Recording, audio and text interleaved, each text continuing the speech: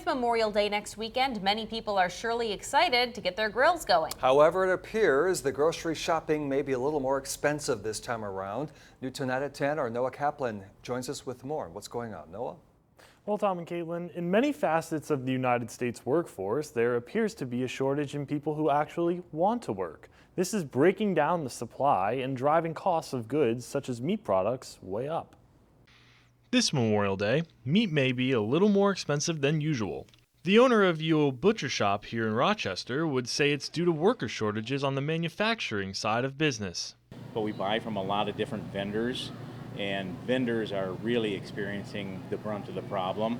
This is not a need to rush out and fill your freezer. It's not a scare tactic. It's just where we're at, And it's not just the meat producing industry that's experiencing these problems. There's not probably a business in town that wouldn't hire someone that would walk in that was actively looking for a job, that wanted a job. It's tough. I mean, we deal with a lot of customers, restaurant people cannot get enough help. Tim believes the government should take decisive action in order to get people back to work in pre-pandemic fashion.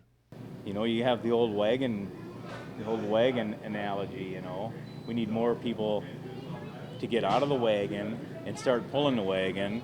And we all know people that are working or not working that want to and should be and could. So what is the government doing to combat this? Many states, including Iowa, have ended their pandemic-related unemployment programs. Minnesota's has remained in place to this point, but here's what President Biden had to say 2 weeks ago. We're going to make it clear that anyone collecting unemployment who is offered a suitable job must take the job or lose their unemployment benefits.